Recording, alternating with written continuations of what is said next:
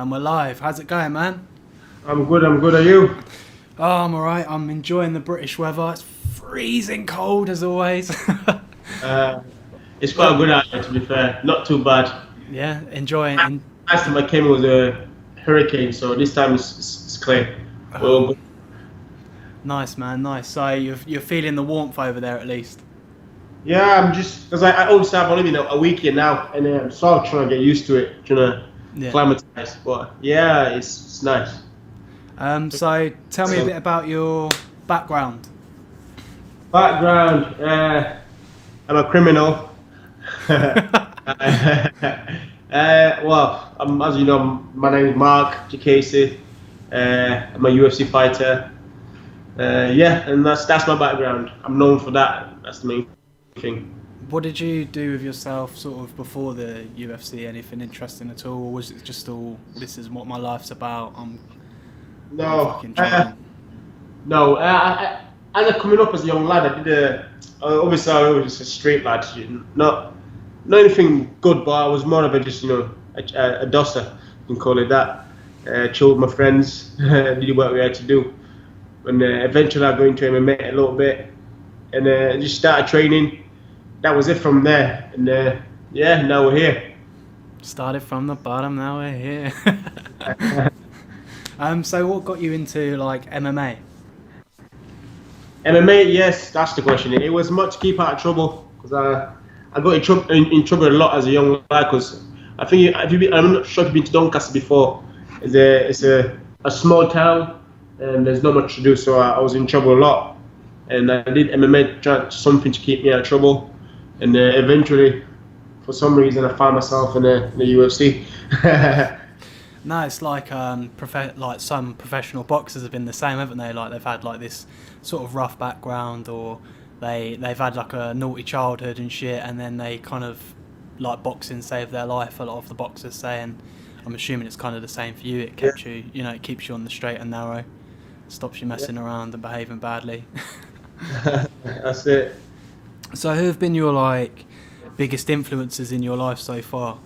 You're still a young man. Yeah, you're still a young man, I started to feel old. Coming up, obviously MMA, watching. I like to watch a lot of Jon Jones, Anderson Silva, just guys like that. Obviously, I went to do stuff like that, like crazy kicks and stuff. And that was probably the main two guys I really watched the most. I went really into like old school MMA. Only started discovering MMA late 2007 or something. So not like 10 years ago roughly. Yeah, 10 years ago, yeah. It's mad, isn't it? Like, and I bet you're thinking to yourself, "Fuck me, time flies." Do you know what I mean? You're like, "Where's 10 years gone?" I've looked at. I've been into MMA now 7 years. I'm like, wow, it's crazy. Because one of my friends today, Scott Askham, he showed a video him tapping me with one arm with a key. Yeah, that was pretty funny because I walked into a gym knowing nothing, but I thought I was hard.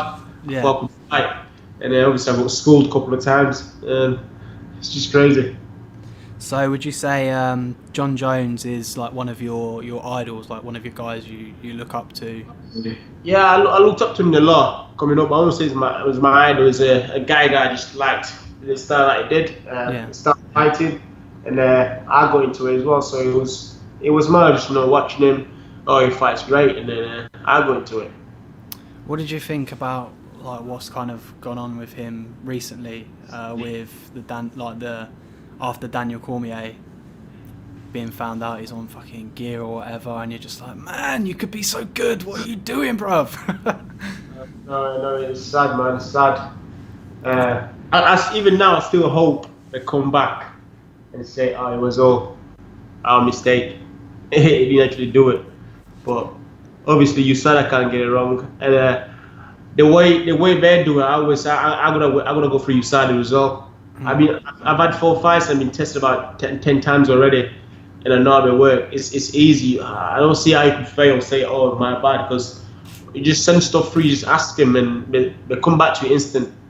You know what I mean? You screenshot whatever you're about to take. You send it. They come they test it instant, and you know if you're safe or not.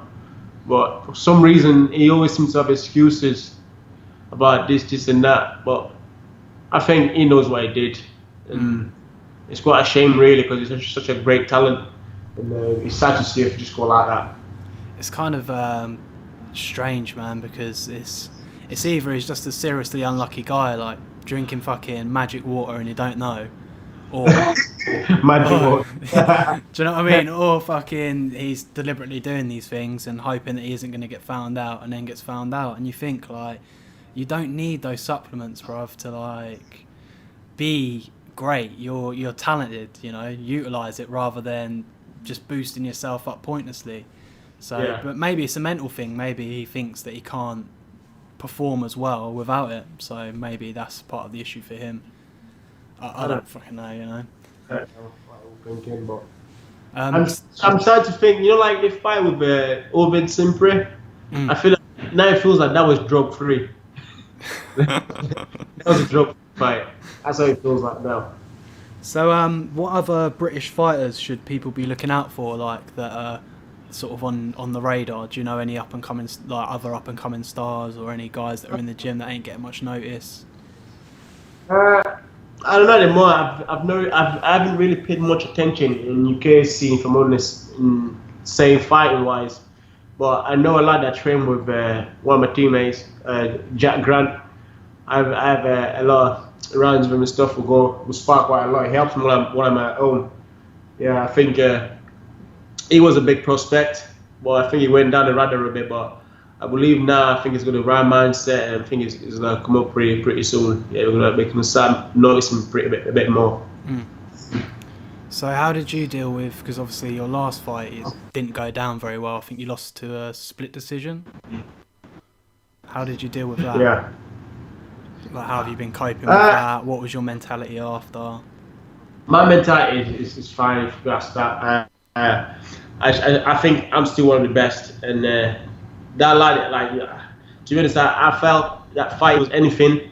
It should have been a draw, but obviously I was fighting his own turf, and it was given to him. So I don't have a problem with that. I accepted that. Yeah, they give it to him. I'm classed as I've lost, but to my mentality is not. I haven't lost. You know, I'm still one of the best. He didn't want to fight. We're trying to just keep me there against the fence, do nothing, and I'm gonna come out there. You know, prove my worth. Prove that just a step back. I'm coming back and proving that ain't happening again. Yeah. I think that's the mindset of champions to an extent. You know, they take the loss, even if it wasn't like conclusive to an extent, and they go out there and win and keep pushing forward and keep going. Yeah, I just think he's gonna play it. I understand it took me a while, but I thought now to his head he's beat me, because now I know I can beat him, and he hasn't beat me. To be honest, that fight I pretty much thought he was gonna wrestle, and I don't like having excuses, but a couple of things I felt like I did wrong. Like my weight cut, usually I'm 155, but I was 154. I cut too much.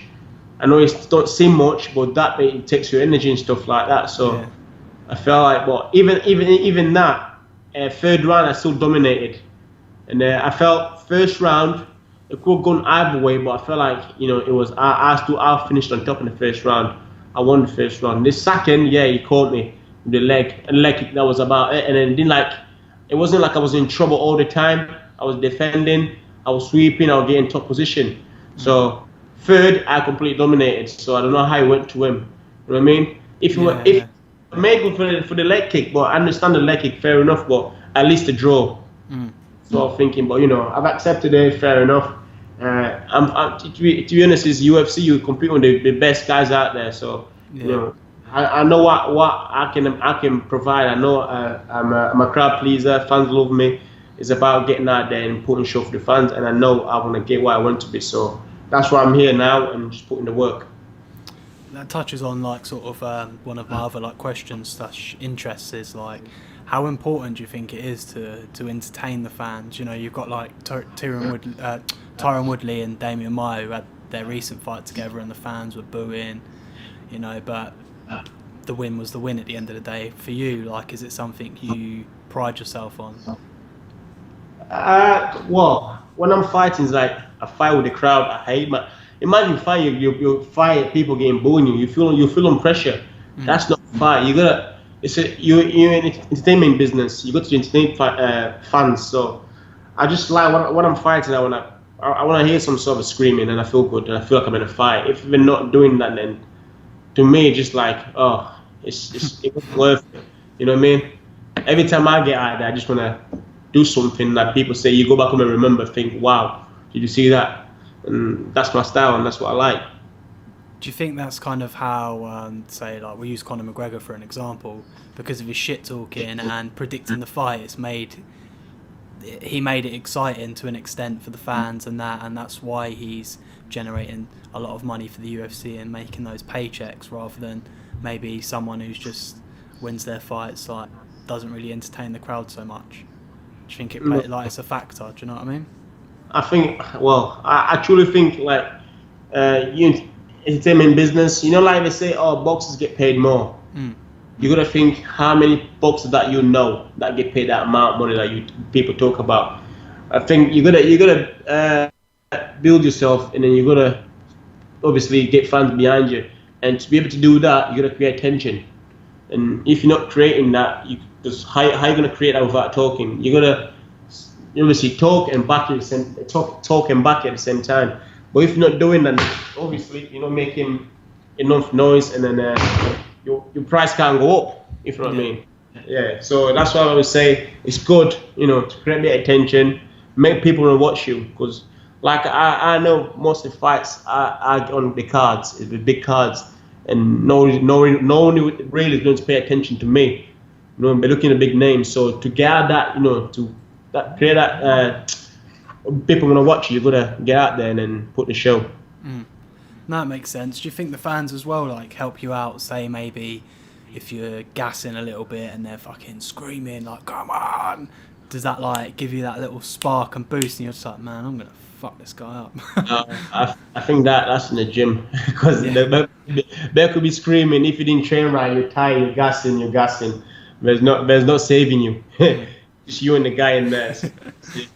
It's good. It's good. It gives you motivation. But if you haven't got the tank to push, you haven't. Yeah, that's it. You're done. So what's it like working with Phil Daru from American Top Team? What's he been like? Phil Daru is something else. Is another level. It's like, how fighting is to me. I think that's how he works with people. That's how strength and conditioning is to him. Is stuff that he does. He really understands how the fight works, what stuff is going to do to you. So, he's a great guy to have. Do you think he's pushed your fight game to the next level as well? Fight game, he's more of like, how do I say it? It conditions me. If he has to get him to a next level, and that's what he's going to do. And he's really good at doing it. So yeah, it's great. And delivering the results, which is always nice. You know what I mean, it's helping you out to progress and work your way up. So who's been your toughest opponent so far? Obviously I know you've got a 12 on 1, but who do you think when you've got in there you've been like, damn, this guy's fucking tough? Toughest opponent, I always say it was a lad that fought in I think it was Blackpool, Jack McGann.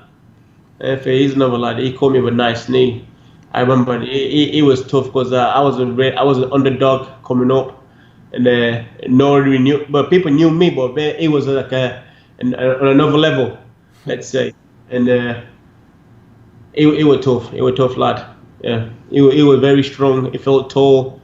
And everything I tried, it would get him back up. So I can put the pressure. I know I put it that much pressure. I know some guys break, and then it didn't break. He kept pushing. Even the last round, I thought, yeah, he's very tired, and they kept pushing and pushing. I respect that.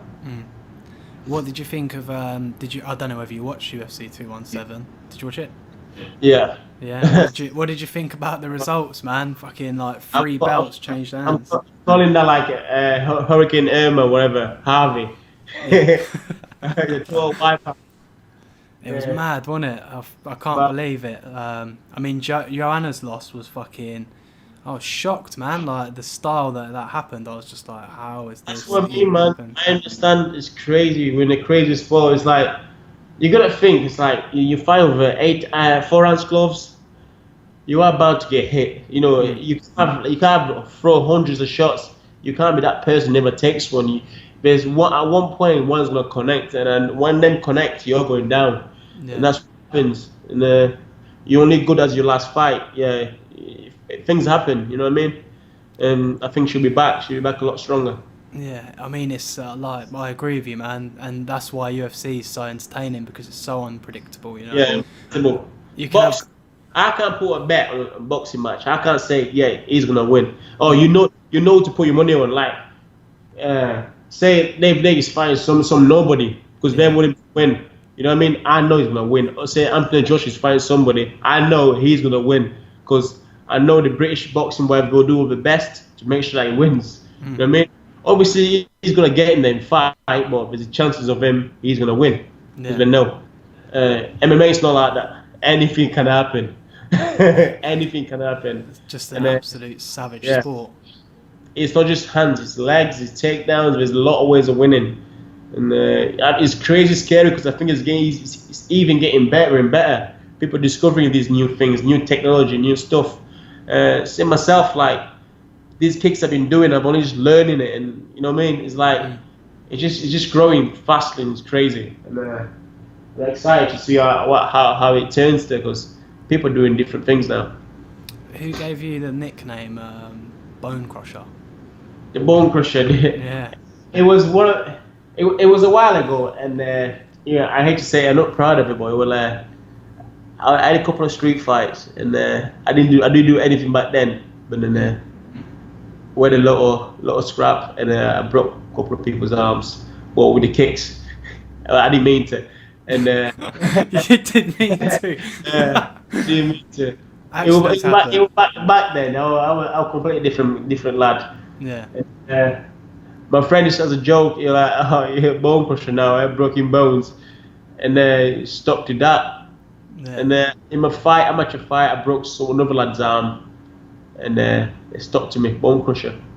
Fucking hell, man. Straight up savage, you know? But at the end of the day, bro, like, we've all got a past, man. You shouldn't be, like, bothered by it too much, you know? We've all fucking had a rough and tumble on the street or whatever. It's funny, because I go on, you know, Reddit, it's called Reddit or something. Yeah, reddit.com, yeah.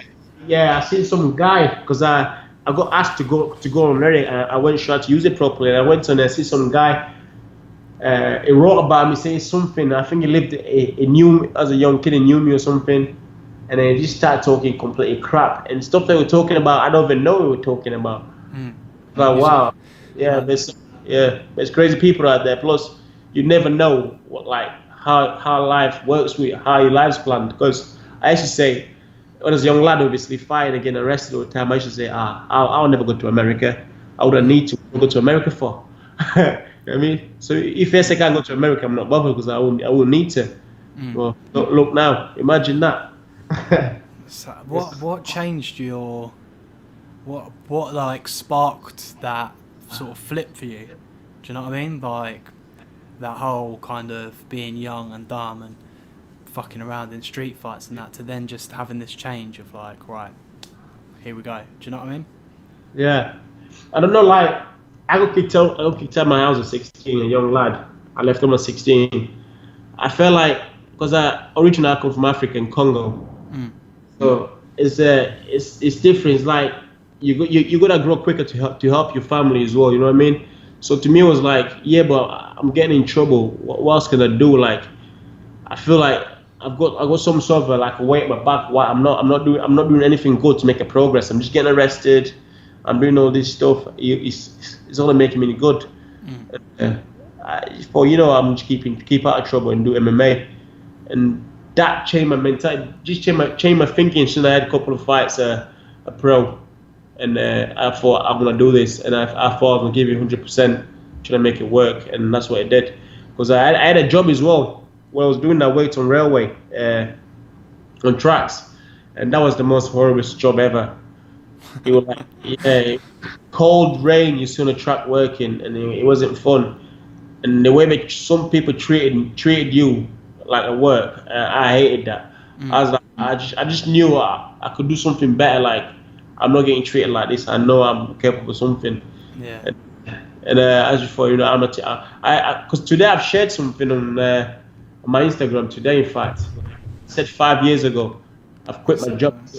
Yeah, I've quit my job to go full time, and my cousin shared it. And I thought, wow, that's when I made a decision. I'm gonna change. I'm gonna go full time, start training, and yeah, and now I'm in UFC. It's pretty crazy. And your recent post 3 days ago on Instagram was "made it to the game." Yeah, it's crazy, isn't it? Yeah, like Just it's giving the finger point. it's like I've come from like yeah, that one. Yeah. No, you know on my Snapchat. You don't think you follow me on Snapchat? No, I don't have Snapchat. I should get it though. Yeah, I posted on Snapchat. Yeah, it's crazy, man. Things change. You know, you just gotta head down, focus whatever you're gonna focus on. You never know where it takes you. It's mad, man. I think like how, you know, you're just kind of an average guy getting into trouble working on the railways, being treated a bit shitty, and you're just thinking, man, I'm fucking better than this, I'm worth more. And then bam, hard work, dedication, grind, you know, and now you're over there in America, you're an up and coming star. Well, you know, you're well known, Yeah, slowly building it, and I think you're in the UFC game as well, aren't you? Am I right? Yeah, that's what I'm saying. I was in the trailer. I couldn't believe it. Like you gotta see who was in the trailer, like, big names, like, and I was in there as well, thinking that's crazy, man.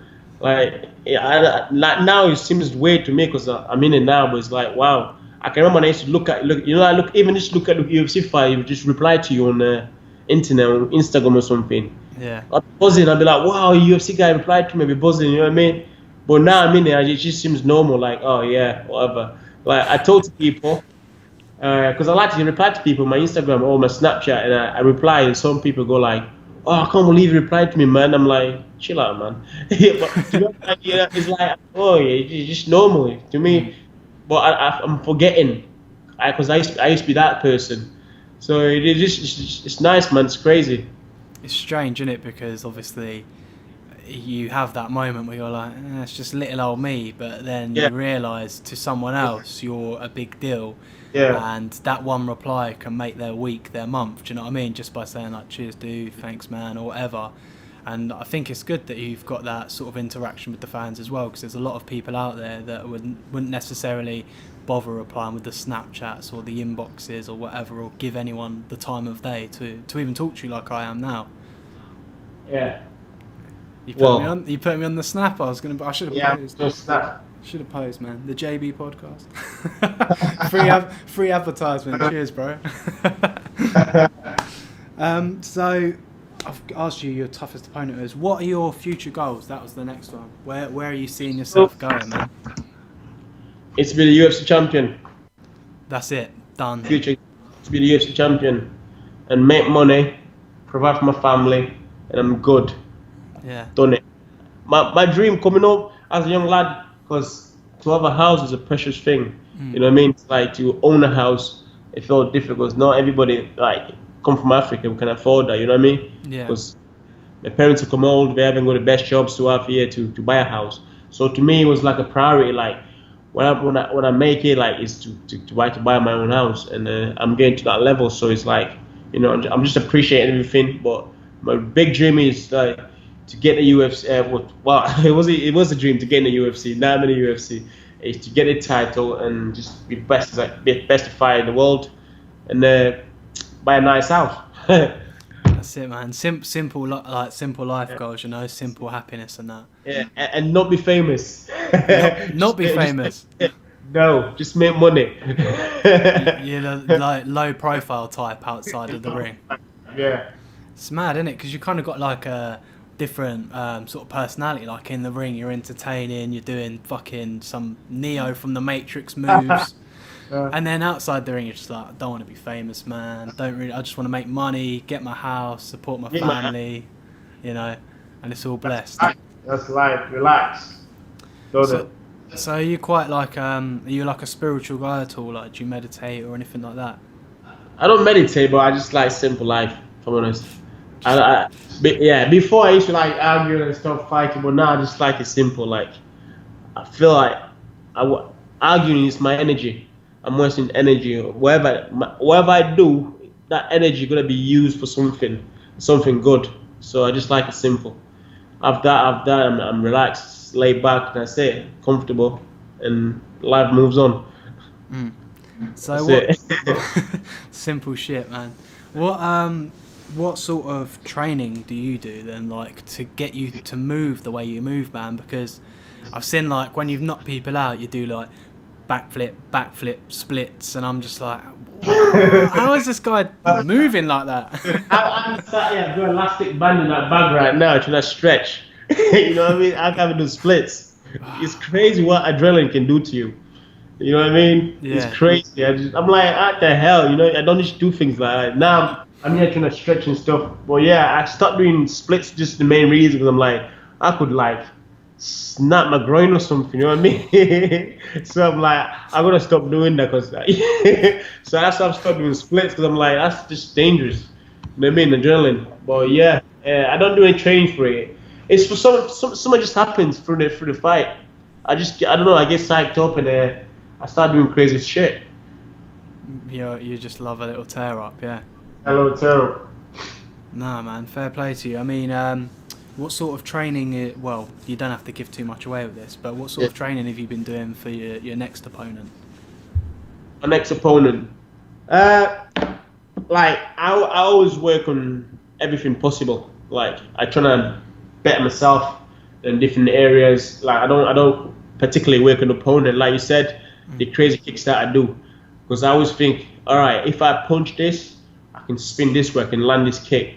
I think like that. I think trying different shit. If it works for me, I'll go and try and do it in a fight, because I know that's gonna get crowd screaming. But it's not like thinking, oh, my opponent's gonna do this, gonna do that. I'm just doing what I just do. I'm training, sparring, getting my rounds, feeling good. I'm connecting with the guys, sparring, I'm doing something good. They're landing on me. I'm like, I gotta work on something.